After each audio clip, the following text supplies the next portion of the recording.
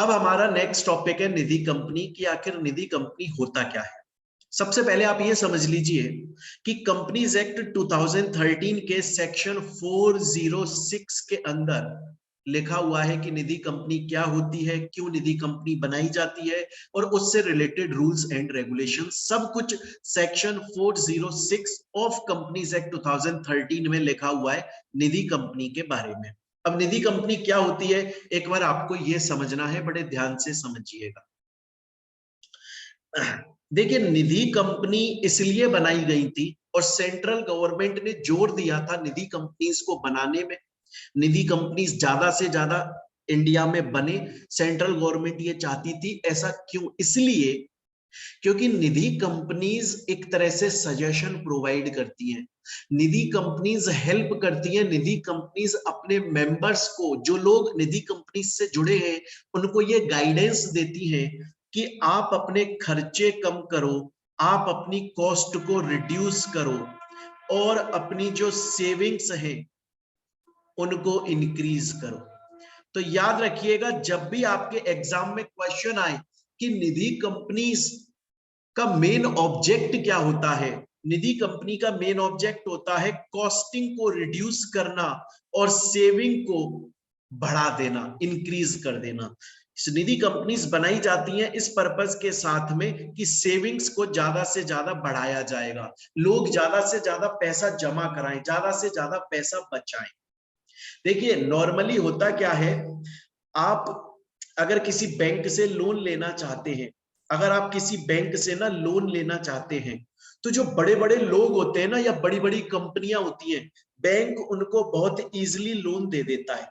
लेकिन जो छोटे मोटे लोग होते हैं या छोटे मोटे जो कंपनीज, बिजनेसमैन होते हैं, छोटी छोटी फर्म होती हैं, उनको बैंक लोन नहीं देता है।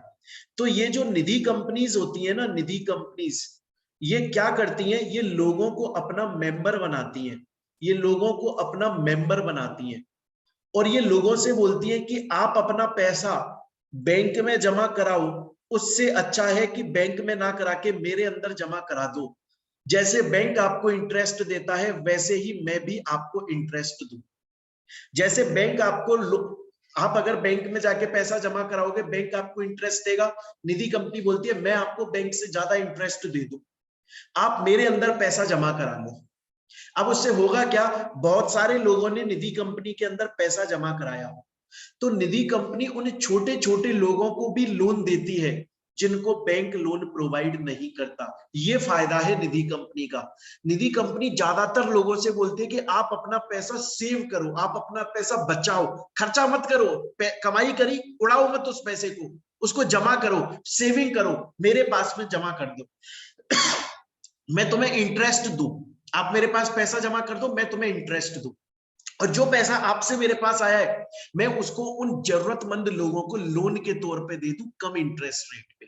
उससे क्या हो रहा है, लोगों का फायदा हो रहा है। छोटे मोटे लोग जो बैंक के पास में जाकर लोन नहीं ले सकते, निधि कंपनीज वो लोन छोटे मोटे लोगों को दे रही है। और जो लोग बैंक में पैसा जमा कराते हैं वो निधि कंपनी में करा दे, उनके मेंबर बन जाए और उनको निधि कंपनी ज्यादा इंटरेस्ट प्रोवाइड करती है। ये काम होता है निधि कंपनीज का। और गवर्नमेंट चाहती थी कि ज्यादा से ज्यादा निधि कंपनीज ओपन हो, जिससे बैंक जब लोन नहीं दे पाता है तो निधि कंपनीज लोन दे दें और लोग ज्यादा से ज्यादा अपनी सेविंग करें और खर्चे कम कर दें। देखो लिखा हुआ है, Nidhi companies non banking financial companies होती है, ये पैसा बोरो करती है और लेंड करती है, लोगों से लेकर डिपॉजिट करती है और जरूरतमंद लोगों को देती है। लेकिन निधि कंपनी सिर्फ अपने मेंबर्स के साथ में काम करती है, बाहर के किसी भी इंसान के साथ काम नहीं करती है। इनका ऑब्जेक्ट होता है कॉस्ट को कम करना और सेविंग्स को बढ़ा देना। इसीलिए निधि कंपनीज को परमानेंट फंड कंपनी भी बोला जाता है, बेनिफिट फंड भी बोला जाता है, थ्रिफ्ट फंड भी बोला जाता है, म्यूचुअल बेनिफिट भी बोला जाता है, अलग अलग नामों से पुकारा जाता है इसको। तो अब समझ में आया। मैं एक बार समराइज कर देता हूं निधि कंपनीज क्या होती है। Nidhi companies non banking financial companies होती है। Nidhi company central government promote करती है ज्यादा से ज्यादा बने। निधि कंपनी सिर्फ अपने मेंबर्स के साथ में काम करती है। निधि कंपनीज लोगों से पैसा लेकर अपने पास डिपॉजिट करती है, उन्हें इंटरेस्ट देती है, और जिन लोगों को जरूरत है उनको लोन देती है कम इंटरेस्ट रेट पर। तो जो छोटे मोटे लोग, बिजनेसेस, फर्म्स जो बैंक से लोन नहीं ले सकते, वो निधि कंपनी से लोन ले लेते हैं, लेकिन मेंबर को ही लोन देती है, मेंबर से ही डिपॉजिट लेती है। अब बात ये आती है कि अगर आप निधि, आपको हम कुछ कंडीशंस पढ़ने वाले हैं। अगर आप निधि कंपनी इनकॉर्पोरेट करना चाहते हैं तो सबसे पहली बात आप ये समझ लीजिएगा, निधि कंपनी सिर्फ और सिर्फ पब्लिक कंपनी होती है। Nidhi company only and only public company होती है। कोई भी प्राइवेट कंपनी निधि कंपनी नहीं हो सकती। नोट कर लें इस बात को, पहली बात।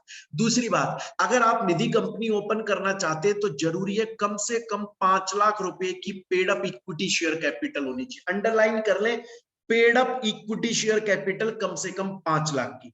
अगर कोई भी आपसे बोले कि मुझे निधि कंपनी बनानी है तो आप एक बात समझा दीजिएगा। सबसे पहली बात तो निधि कंपनी सिर्फ पब्लिक होती है। दूसरी, minimum paid up equity share capital 5 lakh की जरूरी है। निधि कंपनी कभी भी प्रेफरेंस शेयर्स इशू नहीं कर सकती, ओनली इक्विटी शेयर्स इशू करती है। Only and only equity shares issue करती है।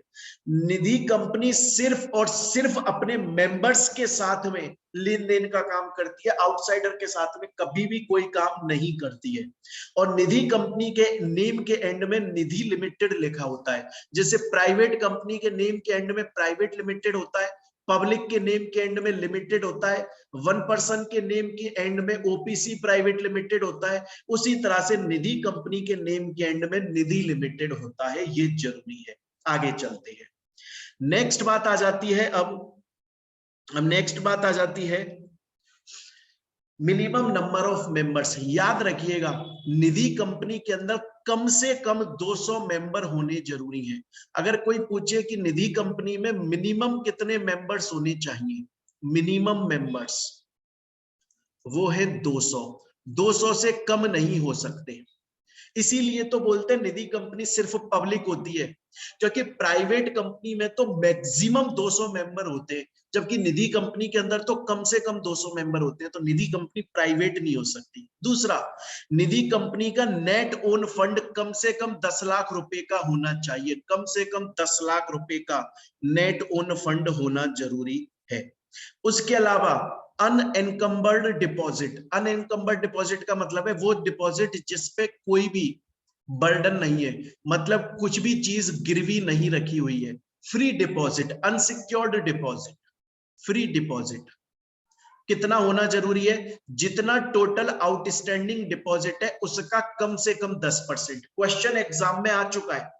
अगर कोई ये पूछे निधि कंपनी के कम से कम कितने मेंबर्स होते हैं, 200।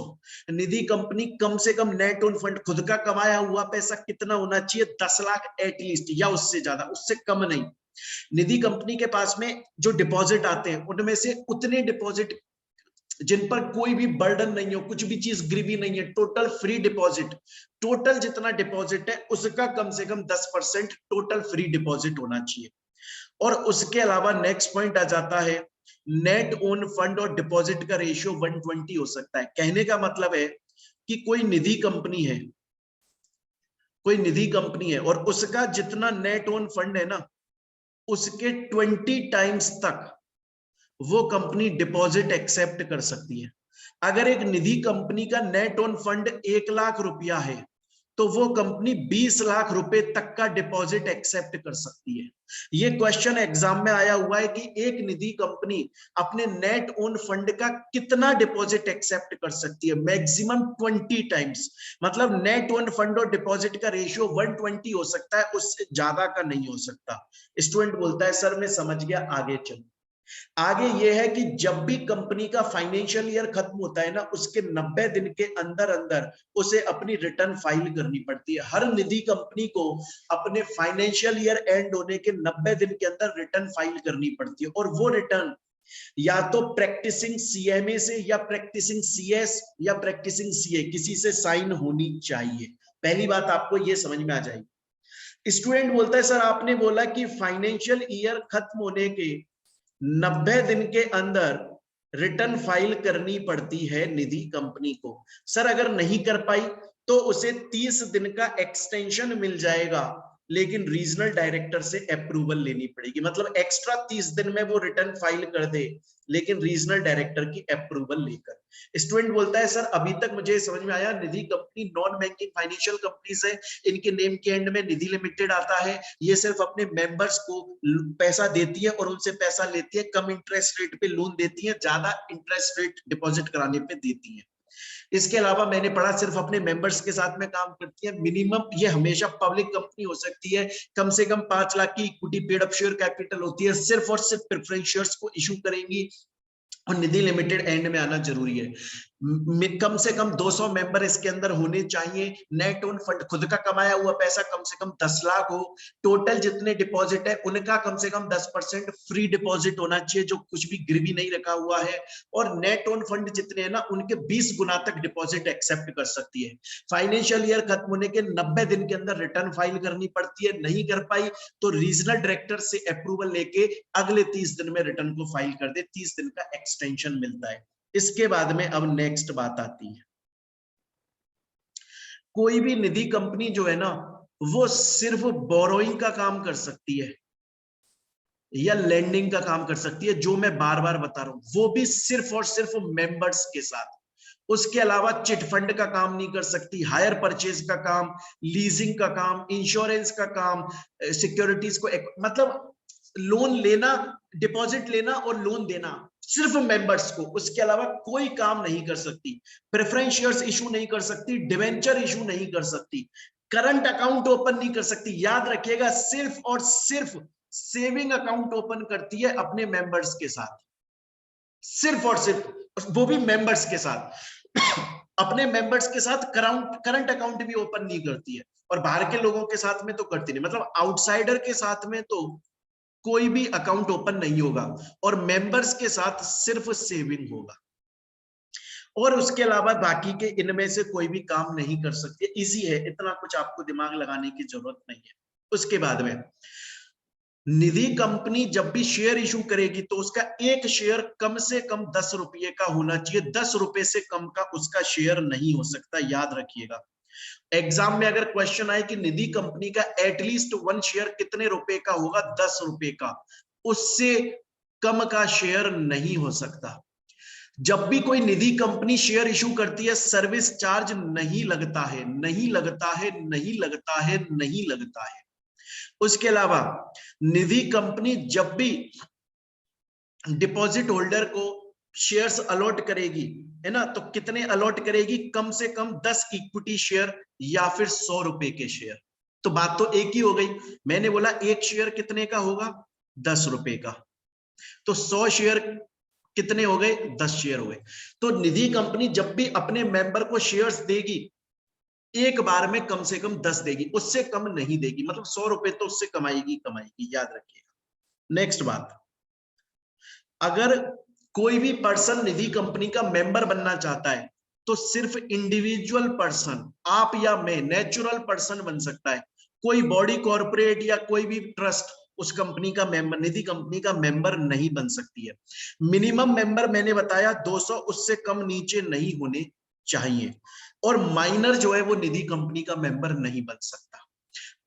18 उम्र से कम का आदमी निधि कंपनी का मेंबर नहीं बन सकता, मिनिमम मेंबर 200 होने चाहिए, और सिर्फ इंडिविजुअल नेचुरल पर्सन ही मेंबर बन सकता है। नेट ओन फंड मैंने बताया था कम से कम 10 लाख रुपए के नेट ओन फंड होने चाहिए। उसके अलावा मैंने आपको बताया ब्रांचेस, अगर कोई भी निधि कंपनी अपनी ब्रांच ओपन करना चाहती है तो सिर्फ वो ही निधि कंपनी ओपन कर सकती है जो पिछले 3 साल से प्रॉफिट में चल रही है। एग्जाम्पल के तौर पे सपोज कीजिएगा एक कंपनी है, ये निधि कंपनी है, और ये पिछले 2 साल से प्रॉफिट में है, लेकिन तीसरे साल ये लॉस में चली गई थी, ये अपनी ब्रांच ओपन नहीं कर सकती। वही निधि कंपनी ब्रांच ओपन कर सकती है जो लगातार पिछले 3 साल से प्रॉफिट में चल रही।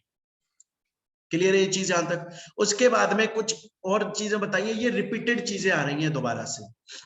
मैंने बोला था कि अगर कोई कंपनी है, एक निधि कंपनी है, और उसके नेट ओन फंड 1 करोड़ है, तो वो कितना डिपॉजिट ले सकती है? 20 करोड़। जितना नेट ओन फंड है उसके 20 गुना तक ले सकती है, 20 टाइम्स तक। ये बात लिखी हुई है यहां पर। अब आप एक चीज समझ लो, निधि कंपनी जब अपने मेंबर से डिपॉजिट लेती है तो फिक्स्ड डिपॉजिट भी लेती है और रिकरिंग डिपॉजिट भी। आप बैंक में जाकर पैसा जमा कराते हो ना, इतने बड़े हो चुके हो आप, एक तो आप अपनी एफडी खुलवाते हो, एक आरडी खुलवाते हो। एफडी में पैसा एक ही बार में जमा कर देते हो और आरडी के अंदर हर महीने थोड़ा थोड़ा देते हो। एग्जाम्पल के तौर पे मैंने अपने घर में एक बच्चे के नाम पे फिक्स डिपॉजिट खोला। इसका मतलब है मैंने सीधा 1.5 लाख रुपया बैंक को दे दिया और वो मैंने आगे के 10 साल के लिए दे दिया। एक मैंने रिकरिंग डिपॉजिट का मतलब है हर महीने में 5-5 हजार या 2-2 हजार या 10-10 हजार जमा करा रहा हूं।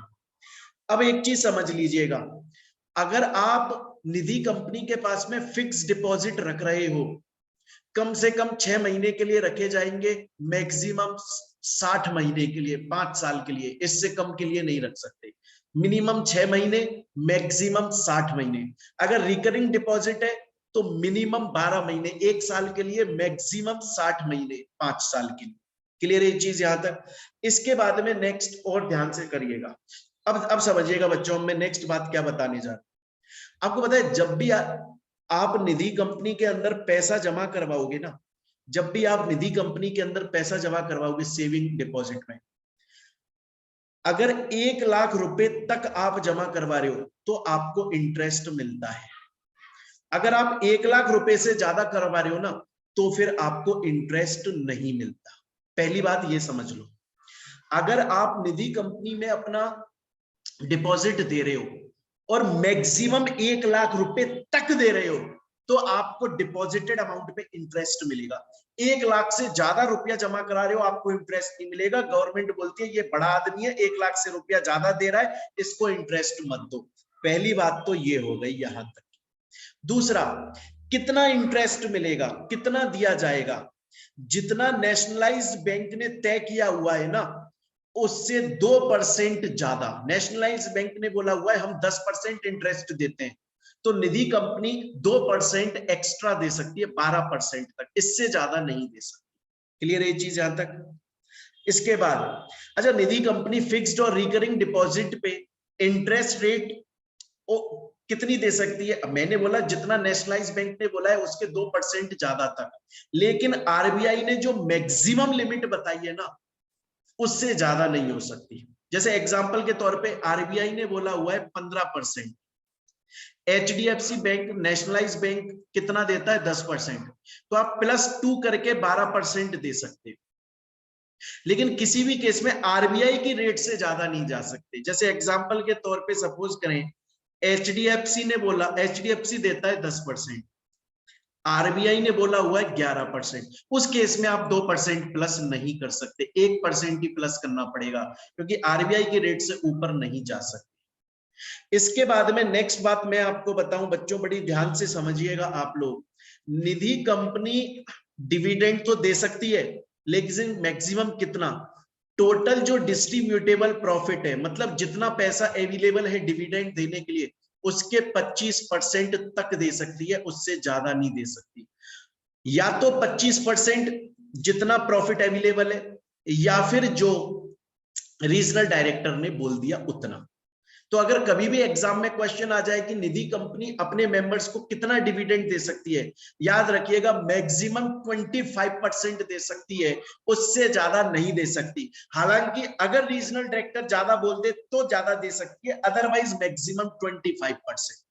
लेकिन अगर निधि कंपनी अपने मेंबर्स को डिविडेंड देगी, वो भी मैक्सिमम 25% का डिविडेंड अगर देगी, तो उसके लिए पहले उसे उतना पैसा जनरल रिजर्व में ट्रांसफर करना पड़ेगा। फ्यूचर के प्रोजेक्ट के लिए पैसा बचा के ट्रांसफर करके रखना पड़ेगा, पहली बात। दूसरी बात, वो निधि कंपनी डिविडेंड दे सकती है जिसने अपने डिपॉजिट या और किसी भी रीपेमेंट में डिफॉल्ट नहीं किया हो, हर तरह के रूल्स रेगुलेशंस फुलफिल किए हो। एग्जांपल के तौर पे समझिए, आपके एग्जाम में क्वेश्चन आ जाए कि एक ए कंपनी है, ये निधि कंपनी है, ये डिविडेंड देना चाहती है, मैक्सिमम कितना दे सकती है? लिखिएगा 25%। या फिर रीजनल डायरेक्टर जितना अप्रूव कर दे। सेकंड कंडीशन, उतना पैसा उसे अपने जनरल रिजर्व में ट्रांसफर करना पड़ेगा।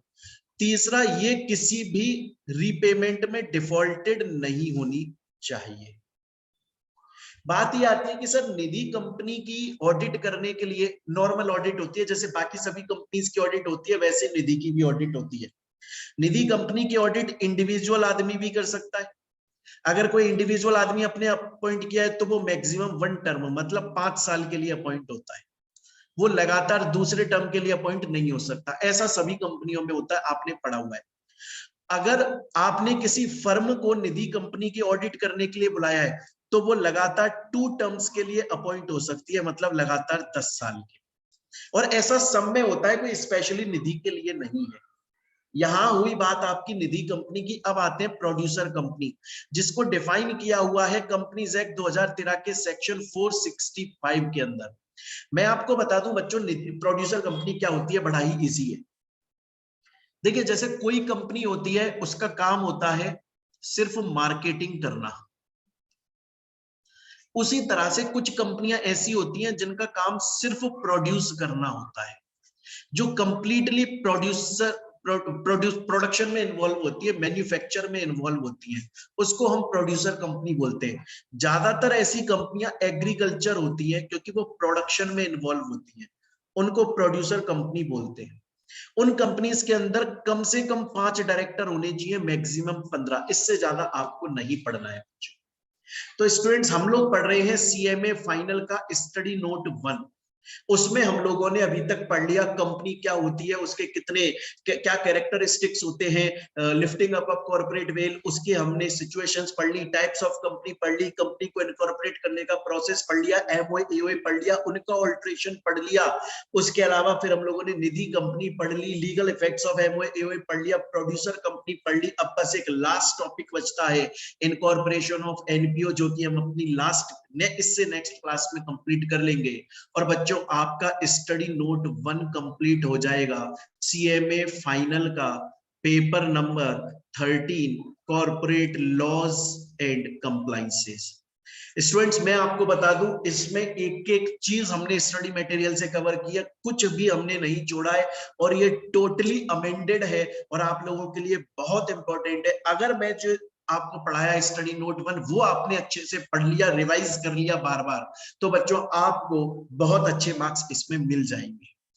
अगर आप लोग क्लासेस परचेज कर चुके हैं तो आपको नोट्स मिल चुके होंगे। अगर आप कहीं सोशल मीडिया प्लेटफॉर्म पर देख रहे हैं तो वीडियो के डिस्क्रिप्शन में टेलीग्राम चैनल का लिंक है, वहां पर जाकर नोट्स डाउनलोड कर सकते हैं। क्लासेस परचेज करनी है तो इस दिए हुए नंबर पे आप लोग कॉल, व्हाट्सएप या टेलीग्राम पर मैसेज कर सकते हैं। बहुत ही कम प्राइस पर आपको नोट्स मिलते हैं, क्लासेस मिलती हैं और अनलिमिटेड व्यूज मिलते हैं। जब तक आपके एग्जाम होंगे तब तक आप कितनी भी बार रिवीजन करें। हमारे इंस्टीट्यूट के अंदर ऐसा नहीं होता कि एक बार क्लास मिली और बस आपको 10 बार ही देखने देंगे, 5 बार ही देखने। अनलिमिटेड, जिस दिन आपका पेपर होगा तब तक आप जितनी बार चाहें उतनी बार रिवीजन कर सकते हैं। तो चलिए स्टूडेंट्स, नेक्स्ट क्लास में आपका ये टॉपिक कंप्लीट हो जाएगा और आपका स्टडी नोट 1 भी कंप्लीट हो जाएगा। Thank you.